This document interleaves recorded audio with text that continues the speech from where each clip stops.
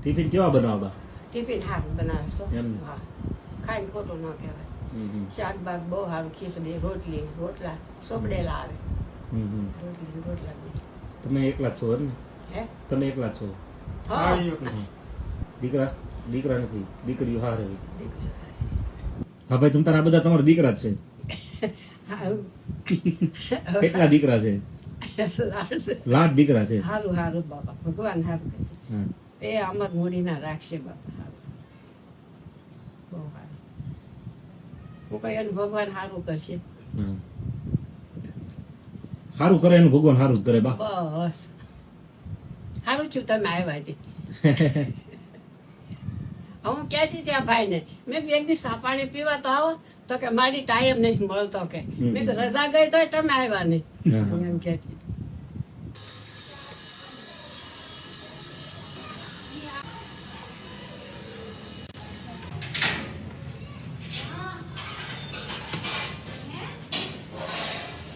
મિત્રો, નારુભાઈની જે સંસ્થા અત્યારે છે અને નારુભાઈને હું ટિફિન આપવા બધી અત્યારે અલગ અલગ જગ્યાએ જોવા આવ્યો છું, જેથી કરીને તમારી સુધી આ વિડીયો હું પહોંચાડી શકું. પણ આજે પહેલી વાર એવું બને છે કે હું વિડીયોમાં કાંઈ બોલી નથી શકું. બાની અને દાદાની પરિસ્થિતિ, રૂમ, આ એટલો રૂમ છે, એક નાની એવો રસોડું છે, એની અંદર એનું જીવન નિર્વાહ આવે છે. દાદાને એક્સિડન્ટ થયેલું છે, દાદા હાલી ચાલી એકતા નથી, બે પગમાં એને પ્લેટ છે. અને બાને પણ ખુદને એવી બીમારી છે કે એ ઊભા થઈને હાલી નથી શકતી. બેઠા બેઠા એટલામાં જે કાંઈ એનાથી કામ થતું હોય એ કામ કરે છે.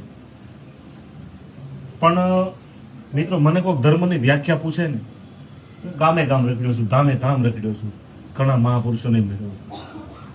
પણ તમે ક્યાંય પણ મંદિરોમાં દાન આપો, મારી ના નથી, મારો વિરોધ નથી ક્યાંય પણ આવા જે અવાસર તમારી નજર સામે જો કોઈ વૃદ્ધ દંપતી અથવા તો કોઈ એવું પીડાતું વ્યક્તિ હોય ને, એને તમે 5 રૂપિયાની જે કાંઈ મદદ કરશો ને, તો કહેવાય ને કે એનો ભગવાન સીધું જ મદદ ભગવાન પાસે પહોંચશે. અને ભગવાન જો તમને આ કામ માટે નિમિત્ત બનાવે, મને ને તમને, તો એનાથી વિશેષ રૂઢી કઈ વાત હોય? બાની દાદાની મુલાકાત તમે કરીને બા દાદા વાત કરતા હતા, બા હમણાં બીમાર પડ્યા હતા, દવાખાને કોઈ લઈ જાય એવી પરિસ્થિતિ નથી. દાદા બાજુમાં ગલ્લો છે, એ ગલ્લેથી માવા વાળવા લાવે છે. 100 માવા વાળે એટલે 25 રૂપિયા દાદાને આપે છે. અને એ 25 રૂપિયા એના ઘરમાં ચા દૂધ ને એવું કંઈક કરવા માટે દૂધ પાણીના એના પૈસા થાય છે. બાકી કોઈ આવકનું કોઈ નિર્વાહ એને પાસે છે નહીં, સાધન કોઈ છે નહીં. અને જે કાંઈ આ રૂમ છે, આ રૂમનું ભાડું કેટલું છે? 2000 રૂપિયા. દાદાને કોઈનું કોઈ મારી તમારી જેવા જે કોઈ મળે એ 5 રૂપિયાની જે કાંઈ આર્થિક સહાય કરે છે, એમાંથી આ રૂમનું ભાડું દાદા ચૂકવે છે. એટલે અમે તો આવ્યા હતા ટિફિન દેવા, પણ દાદાનો એક અલગથી વિડીયો મેં એટલા માટે બનાવ્યો કે આ જગ્યાએ જો તમે કદાચ પહોંચી શકો ને, અને નારુભાઈ સુધી તમે આવો એટલે એની પાસે આવો ઘણા વૃદ્ધ દંપતીઓ એટલા છે. મેં તો જોયું, આજે મેં 2-4 ઘરે હું જોઈ નહીં આજે.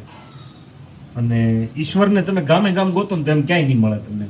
મારી ચેનલમાં તમે જો ધાર્મિક વિડીયાના પાર નથી એટલા વિડીયા છે. મહાપુરુષોને પણ ખૂબ મળ્યો, ઘણી સનાતનની વ્યાખ્યાઓ કરી, ઘણા સનાતનના સત્સંગ કર્યા. પણ અત્યારે જે આત્મામાંથી ઉદ્ગાર આવે છે ને, એ માત્ર ને માત્ર એટલો જ આવે છે કે ઈશ્વર આપણીથી મૂળ હાડા લાગે છે. પણ ક્યાંક ને ક્યાંક આપણે એને ગમતું કંઈક કામ કરી બતાવીએ, અને બસ ઈશ્વરનો તમને સાક્ષાત્કાર ન થાય તો મારી જિંદગી હારી જાઓ ભલા માણસ. આવા લોકોના આહુડા લૂછો, આવા લોકોની સુધી પહોંચો, અને બને ત્યાં સુધી એ ક્યાં એમ કહે છે કે મને કરોડો રૂપિયા નાખી જાઓ, પણ એના જીવન નિર્વાહ માટે જો તમે કાંઈક પણ યથાશક્તિ યોગદાન તમે જો પહોંચાડી શકતા હોય. અને આ તબક્કે હું ખાસ ભાવનાબેન અને નારુભાઈનો ખૂબ આભાર એટલે માટે વ્યક્ત કરું, એ બધી બહેનોનો આભાર એટલા માટે વ્યક્ત કરું કે આ લોકો જે સંસ્થા ચલાવે છે ને, એને કોઈ એવો ઉદ્યોગપતિ એવો નથી કે એને સહારો આપે છે, કોઈ વ્યક્તિ એવો નથી કે એને સહારો આપે છે. ક્યારેક સંસ્થામાં પૈસા ન હોય તો લોકો એના ઘરના પૈસા વાપરીને આ સંસ્થા આવી રીતે હાકે છે, અને આ સંસ્થા હાકીને આ લોકો સુધી ખાવાનું પહોંચાડે છે. બા અને દાદા અહીંથી ઊભા નથી થઈ કે એમાં પાણીયારા સુધી ન જઈએ કે એ પરિસ્થિતિમાં એ લોકોની સેવા કરે છે. તો ક્યાંક ને ક્યાંક મને તમને ભગવાનની જો અંદર આત્મા આપ્યો છે ને, આત્મામાં બધે પરમાત્મા છે જ. અંદરથી અવાજ આવે ને એ જ ભગવાન છે, બાકી ભગવાન બીજે ક્યાંય છે નહીં, મંદિરમાં દેખાતો નથી. હા, ક્યાંક દર એવું હોવું જોઈએ. મોરારી બાપુએ કીધું હતું રજત શર્માની સામે કે ભગવાન તો બધે જ છે, તો જાવું ક્યાં, આપણે મંદિર જ શું કામ? એમ તો હોસ્પિટલ બનાવવી જોઈએ, આ બનાવવું જોઈએ. પણ શ્રદ્ધાથી જ્યાં આપણું માથું ઝૂકે એવું કંઈ સ્થાન હોય તો એ મંદિર છે. બાકી ભગવાનને તમારે રૂબરૂ મળવું હોય ને, તો આવી જગ્યાએ તમે આવો અને આની કહેવાય ને આનો તમે ખાલી અહેસાસ કરો, તમને એમ થાય કે આપણી પાસે દુઃખ ભગવાન આપણને કાંઈ આપ્યું જ નથી. દુઃખ શું કહેવાય એની પરિકલ્પના જ આપણી પાસે નથી. નાની એવી વાતોથી આપણે જો ઈશ્વરને આપણે દોષ દેવા મળતા હોય, ક્યારેક ક્યારેક આપણીથી શબ્દ બોલાઈ જતા હોય, ક્યારેક ક્યારેક એને ધિક્કાર વસૂલતો હોય, બધું થતું હોય આપણથી. પણ આવા લોકોની જે વેદના છે એને ક્યારેક વાચા આપવાનો પ્રયાસ કરો, એની પાસે ક્યારેક આવો એટલે એમ થાય કે ઈશ્વર તો બહુ દયાળુ છે અને ઈશ્વર આપણી પાસે છે જ. દાદા તમારું ગારિયાધાર ગામ, હું નારુભાઈને કહું 1 મિનિટ કેમેરો મને આપો, હું બાને દાદાને બતાવું. તમારું ગામ ગારિયાધાર દાદા, એક્સિડન્ટ કેવી રીતે થયું હતું? એક્સિડન્ટ હું કામેથી આવતો હતો ને, રિક્ષા હું શરૂઆત કર્યો તો રિક્ષા મારી ઉપર ચડાવી દીધી. રિક્ષા ચડી ગઈ માથે? માથે ચડી ગઈ. રિક્ષા વાળાને કોઈ ઉભો રાખ્યો નહીં. હમ. પછી હું 108 બોલાવી અને સીધો દવાખાને. દવાખાને સમીમીરમાં જવું તો પણ મારો હંડભાઈ મેં બોલાવ્યો ને એ પ્રાઇવેટમાં મને લઈ ગયો. પ્રાઇવેટમાં મારી પાસે જે થોડી ઘણી મૂડી હતી ને એ હા સમાપ્ત કરી દીધી. શું કરું છું? બા તમને તબિયત કેમ છે હવે? મારી તબિયત અત્યારે લગન તો બીમારી હતી, કાલને સારું છે. કાલનું સારું છે. તમને પગે શું તકલીફ છે બા? પગે કાંઈ નહીં, હું ઉઠી જ નથી ગયા. આ પગ એક ફોટો નો પડી ગયો એવો થઈ ગયા. એક તો પહેલી મસ્સાની બીમારી છે અને બીજા નંબરમાં બે ગોઠણ. મસ્સાની બીમારી ન હોય તો ગોઠણ સારા થઈ શકે. આ મસ્સાની બીમારી છે, ગોઠણ ન આવી જાય. એનું કારણ છે મિત્રો કે બા હાલી નથી એકતા એટલે એને રૂમમાં બેઠું રહેવાનું હોય. આ બાનો રૂમ છે, જો બાન દાદા આમાં રહી છે. આવડો એવો રૂમ છે, એક ગાડલું અહીં પડ્યું છે, ગાડલામાં પથારીમાં દાદા હુતા છે, એટલી જગ્યા છે.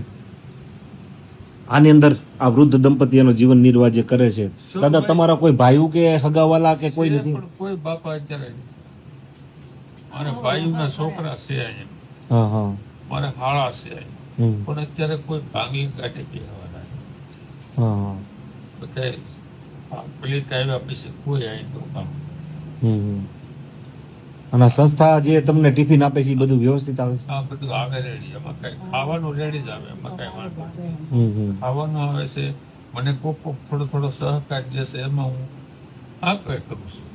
1% રાંધો, 1% ભાઈ દઈ જાય છે, 2% કાંક કઈ હવારમાં તમે કઈ ખાવ. સા પી દૂધ ના પછી હવે અમે કોથળી લઈ આવી શાક. પછી સા કૂટે, મોરસ કૂટે તો અમે કોકડે કઈ તમારી જવાની 2 કિલો મોરસ સપાય એમ કરીને સા કરી.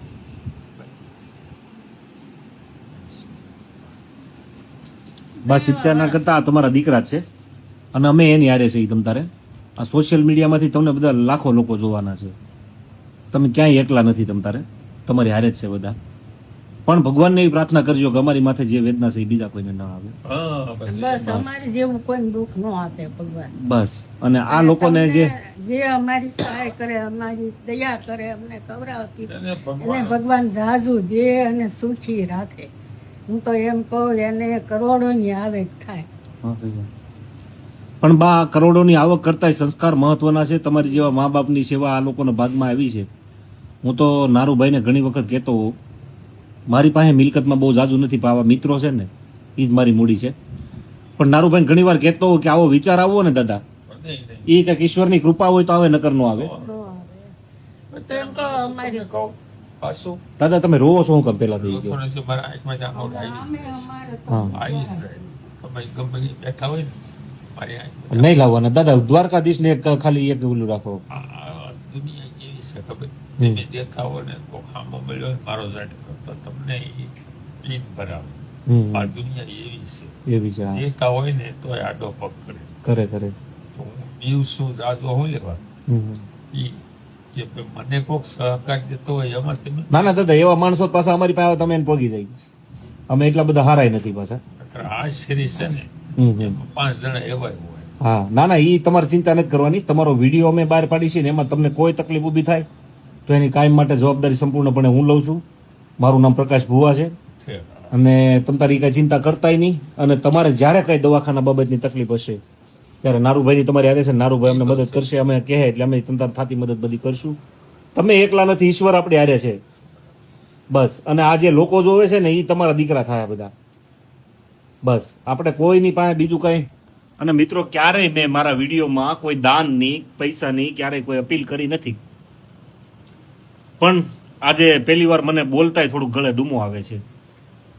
ઈશ્વરે બહુ મને ફરવાનો મોકો આપ્યો. હું બહુ જાત્રાએ ગયો, બહુ બધા મહાન કહેવાય ને હસ્તીઓને મળ્યો, ઘણા લોકોનો અમે ઇન્ટરવ્યૂ કર્યા, ઘણા લોકોના પ્રશ્નોને વાચા આપવાનો એક પ્રયાસ કર્યો. મારા અંતરના જે સ્વમુખેથી જે મારા પ્રશ્નો હતા, મારા આત્માના, એનો ક્યાંક ને ક્યાંક જવાબ મેળવવાનો મેં પ્રયાસ કર્યો.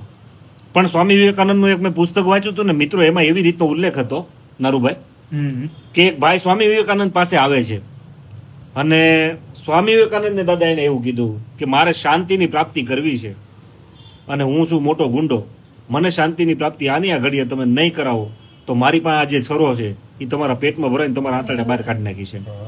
એટલે સ્વામી વિવેકાનંદે એમ કીધું કે તે શાંતિ મેળવવા માટે તે હું પ્રયાસ કર્યા છે એમ. ત્યારે સ્વામી વિવેકાનંદને એ માણસ એમ કહે છે કે મેં શાંતિ મેળવવા માટે બારી બારણા બંધ કરી દીધા, આંખમાં ઓલા કહેવાય ને કાનમાં આંગળી ભરાઈ દીધી, રૂના પૂમડા નાખી દીધા, પણ મને શાંતિ મળી નહીં.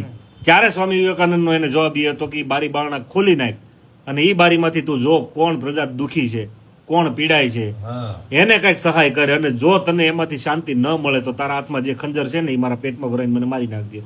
અને કહેવા જો મિત્રો કે એ જ વ્યક્તિ પાછો સ્વામી વિવેકાનંદનો અનુગામી છો, એનો શિષ્ય બન્યો અને સ્વામી વિવેકાનંદ પછી એને ગાદી પોપાણી. એટલે ક્યાંક ને ક્યાંક શાંતિ મેળવવા મારા તમારા પ્રયાસો તો બધા હોઈ શકે. આપણે આપણા પરિવારને ખુશ રાખવા માટે એન કેમ પ્રકારના પ્રયત્નો કરીએ છીએ. ક્યારેક આપણાથી પાપ કર્મય થાય છે યાર. પણ આવી જગ્યાએ જો કે આપણે ઉદાર મન રાખીને ભગવાનને ગમે એવું જો કાંઈ કામ કરતા હોય, હા દાદા, તો જ આપણું સારું થાય. અને તમે આ પરિસ્થિતિ દાદાની જોવો છો તે રીતે. આમાં હું બીજી એની પાસે વસ્તુ હોય. દાદા અહીંયા હુતા હતા અને બાનો આમ હુતા હતા, બાનો પગ હતો ઓલો ગેસ દેખાય અહીંયા એ બાજુ. આમે રૂમમાં આવ્યા ને ખરેખર આમ સ્તબ્ધ થઈ ગયો છું આજ. પણ મિત્રો આવી જે કાંઈ પરિસ્થિતિવાળું વ્યક્તિ તમને સામે દેખાતું હોય તો ચોક્કસથી એની મદદ કરો. અને નારુભાઈનો આ વિડીયોમાં પણ હું નારુભાઈનો નંબર નાખવાનો છું. અને આ દાદાને બા સુધી પહોંચવા માટે પણ તમે નારુભાઈને એટલે મીડિયેટર હું રાખું છું કે ભાઈ અમુક લોકો કાંઈ કામ ન હોય છતાં પણ ખોટી રીતે હેરાન કરવા આવતા હોય. નારુભાઈ મારી સાથે જ છે. આજે અમે નારુભાઈને હું બધે ટિફિન દેવા આવ્યા છીએ આ જગ્યા ઉપર. અને હજી આમાં ટિફિન છે, હજી 2-4 જગ્યાએ દેવાના છે. એટલે મિત્રો ક્યાંક ને ક્યાંક આ વિડીયો બનાવવા પાછળનો મારો હેતુ એ જ છે. નારુભાઈની મારી ઘરે આવ્યા તો મને કીધું હતું પ્રકાશભાઈ એક વખત તમે મુલાકાત કરવા આવો. પણ થતું તો એવું કે ગામે ગામ રખડવાનું હોય અને ટાઈમ મને મળતો ન હોય. અને આજે હું સુરતમાં છેલ્લા 2-4 દિવસથી છું તો આજ મને જોગાનું જોગ વિચાર એવો આવ્યો કે નારુભાઈની સંસ્થાની મુલાકાત લઉં. હા દાદા તમે કંઈક કહેતા હતા. અમે જાતો ને પર હા, મારે 20,000 પગાર હતો. હા. મેં 2 વર્ષના પૈસા રોજના લીધેલો. હમ, બધી બાના હોય, લેણામાં આવી ગયેલો હોય. મેં 2 વર્ષના પૈસા નથી લીધા. ફાયદા થતા ટેસ્ટથી. ઉંમરના છોકરાને મેં 2 વર્ષ પાવા દીધું. પણ વળી મારા ઘરમાં પૈસા 25,000 20,000 પીડ્યા હતું અને વાપરવા દે તો હાલે. 20,000 નથી જોતું. વાપર ચાર સમય સમયને માનશે દાદા, સમય બદલે એટલે પૈસા બધા મારા દવાખાના પૈયા. હું દયા તમે કહો ને પણ મારા પેટમાં દયા છે. હું કોઈનું ખરાબ કરવા રહ્યા જ નથી. મારે ભિખારી થઈ ગયા. મારા પેટમાં જો 5 રૂપિયા હોય તો કોકને 2 રૂપિયા આપી દઈએ. હું એ પગતનો માણસ છું. મારી પાસે શેર નહીં. કોઈનું ખાવા રાજી નથી, કોકને ખવડાવી રાજી.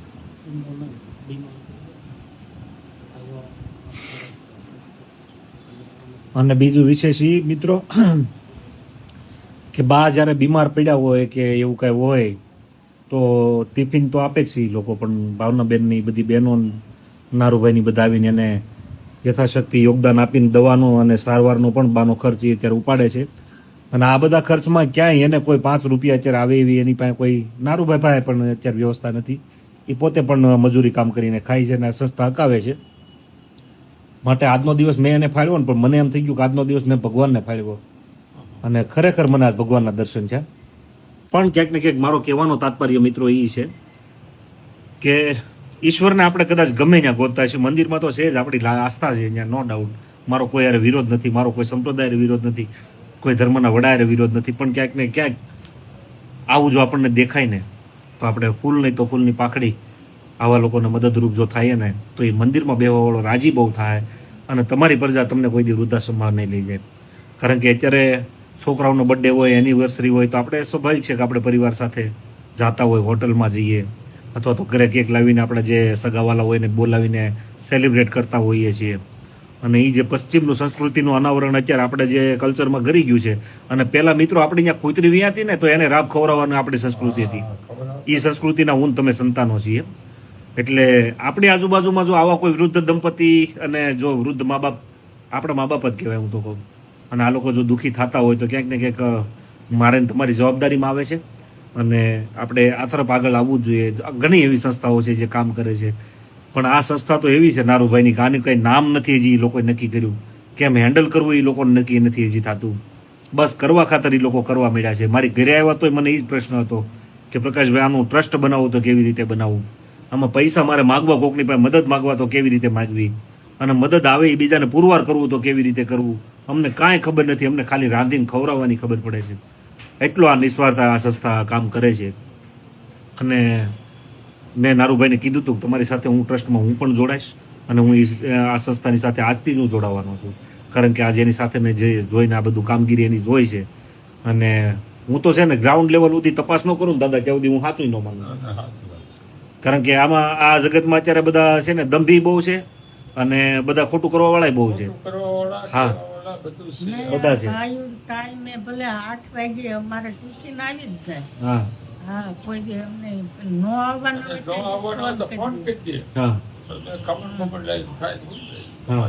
એવું નહીં કે ભાઈ કેમ ટિફિન આવે તો બહાર આવે છે. ચા રોટલી નહીં, સારું તો. મેં બધાને એ જ પૂછ્યું ટિફિન આવે એ કેવું આવે. સારું જ આપે છે, કોઈ અમને ખરાબ આપ્યું નથી ભારે. મિત્રો એની પાસે આવકનું 1 રૂપિયાનું સાધન નથી. આજે અમે મારી ગાડી લઈને નારુભાઈ ટિફિન દેવા હું આવ્યો છું. ઉસ્માન તો બકાલા અને કેવા હતા ભાઈ. હા, તોય તે ટિફિન ભાવ તો બકાલાના તો ઠીક છે, પણ કાયમ માટે હું એની હારે જ્યાં રખડ્યો ને એમાં આપણે ખાલી 20% ટિફિન લેવા ને આપણે. હા 20% જ લેવા. 20% ટિફિનમાં અમે લગભગ ઓછામાં ઓછું અમે 10 કિલોમીટરના એરિયામાં અમે બધા રખડ્યા. તો હવે એ 51 ટિફિન જ્યારે એ બધા વિતરણ થવા જાય, નારુભાઈ પોતાના ઘરના પૈસાની પેટ્રોલ બાળીની ગાડી લઈને ટિફિન દેવા જાય છે. ટિફિનમાં એટલે હું તમને એની પાસેથી કઈ મારે લોન નથી લેવી, મારે એની પાસે કઈ સારું નથી થવું, મારે આ વિડીયો બનાવીને કઈ એવી રીતે મારે ફેમસ નથી થવું. પણ મારો આ વિડીયો કોઈક એવા વ્યક્તિના હાથમાં જાય અને આ વિડીયો જોઈને એ લોકો કાંઈક એમાંથી જોઈએ અને 5 રૂપિયાની પણ મદદ કરે ને તો મારો આ ધક્કો સાર્થક થયો એવું માનું. હું મારી રીતે થાય એટલી મદદ હું પણ કરવાનો છું, મારા ગ્રુપમાંથી પણ કરાવવાનો છું. પણ કહેવાય ને કે જ્યારે ઝાઝા હાથ ભેગા થાય ત્યારે સમંદર પણ આપણે બનાવવો હોય તો બની શકે. તો આ જે સંસ્થા છે એ અત્યારે નાનો એવો છોડ છે, એને વટવૃક્ષ બનાવવું હોય તો તમારા સહકારથી, તમારા સાથથી જ થઈ શકે. અને આ જે બહેનો છે સેવા કરે છે, જે રસોડે રાંધવા જાય છે, ક્યારેક એની ઘરે પણ મહેમાન આવતા હોય, એ પણ અત્યારે અવસ્થા ઘણી છે બહેનોની એવી કે ઘણા માવડીઓ એવી છે કે એની 70 થી 12ની અવસ્થા છે, છતાં પણ એ 3જા માળે દાદરો ચડીને ધાબા ઉપર બધું રસોડું કરે છે. અને પાછું રોજે જ કરવાનું. અને ખાસ ભાવનાબેનને તો હું અમરમાની સેવક કહું ને તોય વધારે અતિશયોક્તિ નથી એવું એટલા માટે કહું, કારણ કે આ 50 થી 60 જણાનું જે ટિફિન બને એ બધા જે વાસણ હોય ટિફિન બધા આવે એટલે એ બધા ટિફિન પાછા ઉટકવાના ભાવનાબેનને હોય છે.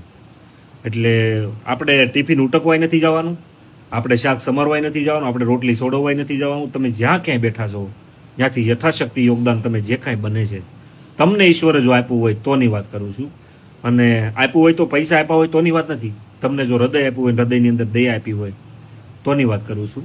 અને તો આ સંસ્થાની તમે મુલાકાત કરો. અને ફૂલ નહીં તો ફૂલની પાખડી. હું એવું નથી કહેતો કે તમે 1100 રૂપિયા આપો. આ વિડીયો કદાચ 50,000 લોકો જોવે અને 20-20 રૂપિયા પણ આ સંસ્થાને જો અગર આપે છે તો એ રૂપિયા કવડા થાય. બસ મારો કહેવાનો ક્યાંક ને ક્યાંક તાત્પર્ય એટલો છે, જેથી કરીને આપણને પણ એવું થાય કે ફીલ થાય કે ભાઈ આ સેવા યજ્ઞ જે કાંઈ હાલે છે આપણાથી પણ જે કાંઈ આહુતિ પાણી એ આપણે આપવાની એક પ્રયાસ કર્યો અને ભગવાનને રીઝવવાનો આપણે એક પ્રયાસ કર્યો. બસ હવે વધારે કાંઈ વાત નથી કરવી અને આ વિડીયો અહીંયા વિરમું છું. અને આપ સૌને વિનંતી કરું છું, અને મેં આગળના વિડીયોમાં કીધું કે હું પહેલી વાર એવું બોલું છું કે મારો વિડીયો શેર કરજો. આ વિડીયો એટલા માટે શેર કરજો કે આ બા દાદા અને આ સંસ્થા સુધી મદદ પહોંચી રહે. બસ વધારે કાંઈ વાત ન કહેતા, આપ સૌની તંદુરસ્તી પરમાત્મા દ્વારકાધીશ અવિરત જાળવી રાખે, બસ તેવી ભાવના સાથે આ વિડીયો અહીંયા વિરમું છું. જય સિયારામ, જય સનાતન ધર્મ, જય દ્વારકાધીશ.